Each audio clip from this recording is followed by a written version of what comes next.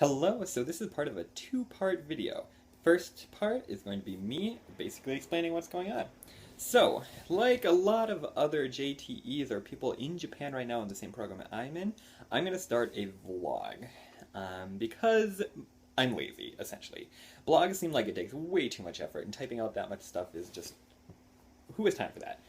So instead I'm going to spend much more time making a video every so often. I want to say every week, but again, I'm lazy, so we'll see what happens.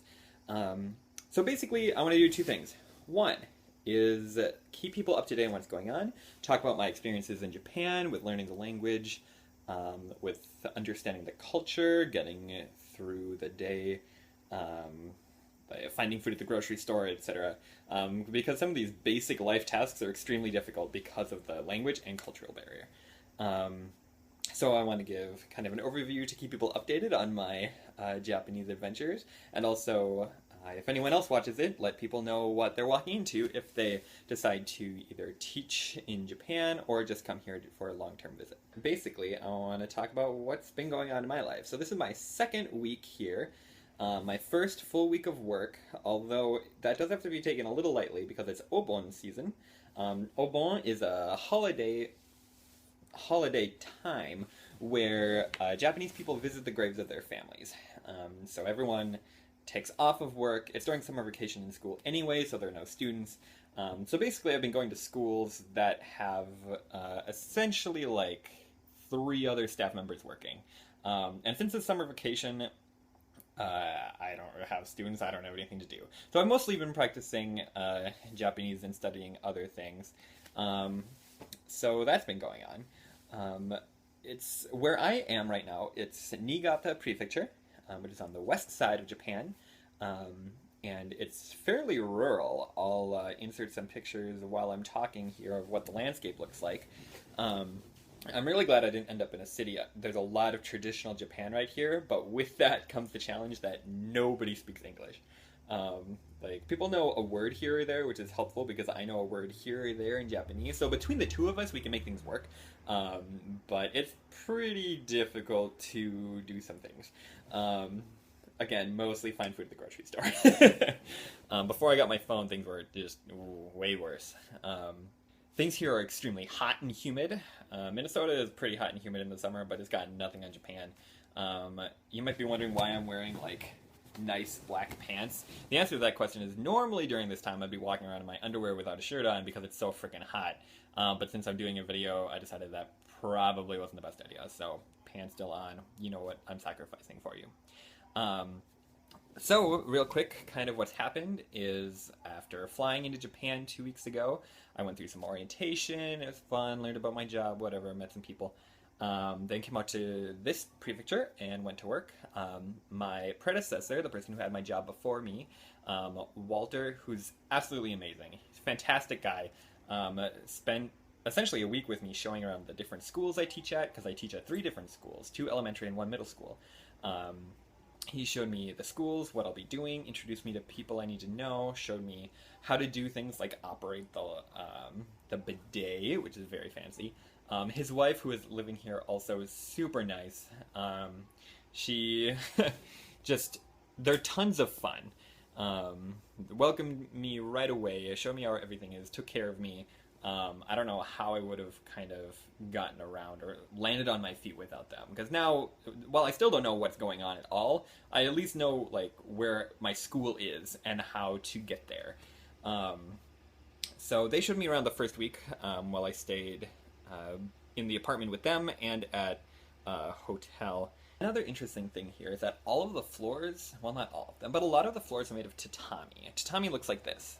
It's kind of a wicker substance, just woven together really nicely, but that's why, like, you don't wear shoes in the house, is because it can tear up the tatami, so you have to be pretty careful. But it's nice, it's really cool, but sitting on the floor after a while gets to be a bit much. So all the tables are extremely low, they're like shin, under knee height. Your couches don't have legs, so you just sit on the floor with a cushion under you. I assume I'll get used to it, but it'll take a little bit, I think. Some other things about Japan.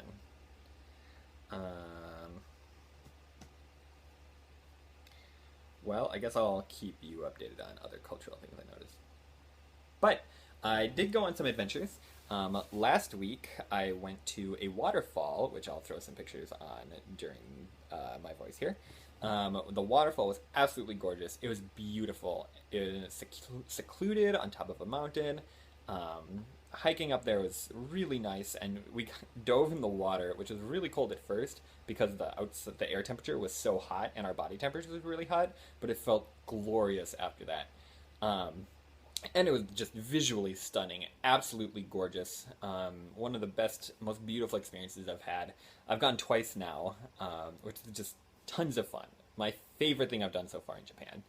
Um, Other adventure, I sang karaoke or karaoke last weekend with a bunch of the Jets who live around my area. Um, Again, tons of fun. Karaoke is very different from what it is in the States. Here, you go to a building, and it's got a bunch of small rooms, almost like musical practice rooms, so they're soundproofed. And they have a TV, like fancy lights, kind of techno bar looking, except you're in a secluded room. And then there you have the microphones and the TV, and you and your friends sing, and you can't hear anyone else in it. So you're just having fun jamming to songs that your friends are your friends are singing, because you don't enjoy songs that people you don't know are singing, especially at a bar. So that was really cool. I think that's what they do instead of going to the movies. Like, karaoke is a very popular thing here, but the nearest movie theater is in Niigata City, which is about a $20 train ticket. It's pretty far from here, because I'm in a more rural area. So that was really cool. Other than that, we've had some welcome parties. I tried my hand at making deep fried sushi with squash, which is really good. Surprisingly good, actually. It was the best flavor in the sushi. And I really feel bad because the city I live in is famous for its salmon. Just people are fishing outside in the rivers all the time to catch salmon. And I put some of the nice salmon in the sushi, but then you couldn't taste any of it because it was deep fried, so I just completely wasted it. So, future veggie sushi. So I guess this talk of food, coincidentally enough, brings me to the second point of what I want to make videos for. So the second video that I'm going to put up is going to be me having adventures with making Japanese food, or at least my versions of Japanese food. So I've already made sushi, but I started doing that at home, and I want to make legitimate sushi here, so I'll put up a video of that. But today, I'm going to try making mochi, a mochi wrapper. I made a pumpkin custard last night from my grandma's recipe, so a bit of mix of west and east here. I made pumpkin custard, mixed in some ice cream so that it's a lot more dense, and I'm going to use that as a filling and attempt to make mochi to put around it and freeze it to have it in delicious mochi edible bite-sized balls. So I'm going to do that now. If you want to, you can watch the video, but it's not going to be too interesting.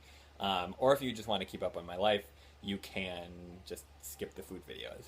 But for now, let me know if you have any questions for me, anything I forgot, because I know I forgot a lot. I had all of these kinds of ideas of what I wanted to talk about, interesting things I wanted to tell you guys before I started making the video, and then as soon as I turn the camera on, it's all gone. So hit me up with questions, comments, whatever you want, and otherwise, I'll see you on the food show.